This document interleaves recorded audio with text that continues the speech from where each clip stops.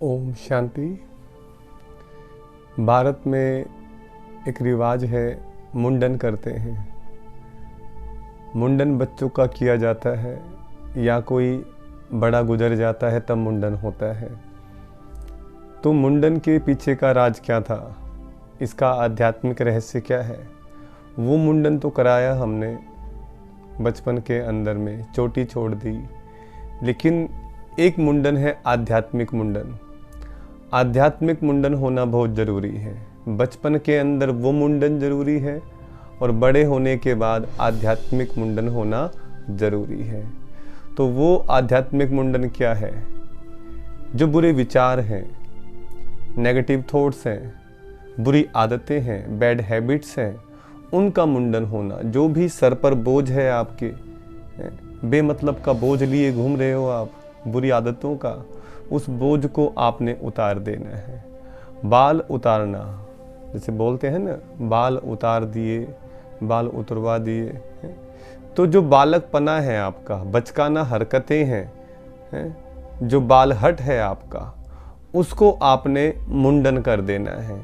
जो ऐसी हरकतें जो समाज के लिए बुरी हैं, परिवार के लिए बुरी हैं, स्वयं के लिए बुरी हैं, उन आदतों को, उन हरकतों को हमने छोड़ना है। तो वो है वास्तव में मुंडन। चोटी का मतलब था, चोटी छोड़ने का मतलब कि जो एक ईश्वर है, जो सबसे ऊपर वाला है, चोटी वाला है, जो उससे ऊंचा कोई और नहीं। चोटी माने एंटीना। जब आपको ईश्वर के दर्शन हो, दूर के दर्शन हो, जो खुद कर सके दूर के दर्शन, ईश्वर के दर्शन, और औरों को करा सके, वो है दूरदर्शन। वही वास्तव में चोटी वाला है। इसलिए जो है, चोटी का मतलब शिखा, जो शिखर पर पहुंचा हुआ है, जो ऊंचाई पर, ये सांसारिक ऊंचाई नहीं, वो ब्रह्म लोक तक पहुंचा हुआ है, जो परम धाम तक पहुंचा हुआ है, ईश्वरीय लोक तक पहुंचा हुआ है, वही आपको पहुंचा सकता है। तो मेरे प्यारे बहन भाइयों, हम वो बाल कटवाएं या ना कटवाएं, वो मुंडन करवाएं या ना करवाएं, आध्यात्मिक मुंडन जरूर करवाएं, है ना। आध्यात्मिक मुंडन जरूरी है। अध्याय आत्मिक, आत्मा का पाठ पढ़ना जरूरी है, परमात्मा का पाठ पढ़ना जरूरी है। इस प्रकृति में, नेचर में क्यों आए, ये सीखना बहुत ज़रूरी है। वो मुंडन हमने बचपन में करवाया। ये परंपरा क्यों बनाई? ये परंपरा, परा एक भाषा है जो परंपराओं में छुपी हुई है। परम पिता परंपरा, तो परम पिता ने ये परंपराएं बनवाई बड़ों के ज़रिए, है ना। जब भी बनी होंगी तो उन परंपराओं के पीछे मैसेज छुपाया था कि जब परमात्मा सृष्टि पर आएंगे, अवतरित होंगे, तब उनके राज खोले जाएंगे। तो अब परमात्मा ने दिव्य अनुभव कराए हैं। मैं अपने छोटे बड़ों से, बहन भाइयों से शेयर कर रहा हूँ।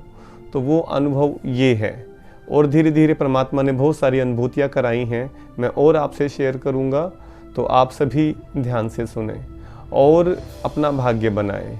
तो मुंडन के लिए जैसे गुड़गांवा जाते हैं, गुड़गांव वाली के मंदिर पे जाते हैं, शीतला माता, और कई लोग हरिद्वार जाते हैं। सब लोग अपने अपने अलग अलग स्थान पर जाते हैं मुंडन के लिए। कोई तीर्थ स्थान होता है, पवित्र स्थान होता है, वहाँ पर जाते हैं। इसी प्रकार आध्यात्मिक मुंडन के लिए कहाँ जाएं? उस मुंडन के लिए वहाँ जाते हैं। आध्यात्मिक मुंडन के लिए आपके नज़दीक में जो भी प्रजापिता ब्रह्मा कुमारी ईश्वरीय सेवा केंद्र हैं, जैसे कि गुड़गांव में बना हुआ है, बड़ा रिट्रीट सेंटर है, पानीपत के अंदर बना हुआ है, माउंट आबू है। तो ये जो है वो स्थान है जहाँ पर आध्यात्मिक मुंडन बहुत अच्छे से होता है। तो आप सभी भाई बहनें आध्यात्मिक मुंडन जरूर करवाएं। ये बाल कटवाएं या ना कटवाएं, मैं इसके लिए नहीं कह रहा हूँ, लेकिन आध्यात्मिक मुंडन जरूर कराएं। सर पे जो बोझ लिए घूम रहे हो, जो सर पर डैंड्रफ हो गई है, जो सर पर जूं हो गई है, उसको भी आप हटा दीजिए, निकाल लीजिए। वो जूं क्या है? Negative thoughts. वो जूं क्या है? बैड हैबिट्स, जो चैन से बैठने नहीं देती, ईश्वर को याद करने नहीं देती, धर्म के कार्य करने नहीं देती। इसलिए आध्यात्मिक मुंडन जरूरी है। तो मेरे प्यारे बहन भाइयों, मैं आशा करता हूँ आपको ये बात समझ में आई होगी। अगर किसी को बात समझ में ना आई हो तो वो जो है कमेंट में पूछ सकते हैं, मैं उसके जवाब आंसर आपको दूंगा जो परमात्मा ने ज्ञान दिया है उसके अकॉर्डिंग। तो मेरे प्यारे बहन भाइयों, गुड़गांव वाली माता है, शीतला माता पर गए, लेकिन मन शीतल कैसे हो है, उस शीतला माता से मुलाकात कैसे हो है, तो उसके लिए जो है आप नज़दीकी सेवा केंद्र पर प्रजापिता ब्रह्मा कुमारी ईश्वरीय विश्वविद्यालय में ज़रूर जाइए, जिससे कि आपका भाग्य बनेगा और आप जो है आगे अपना जीवन बना सकेंगे। अच्छा, ओम शांति।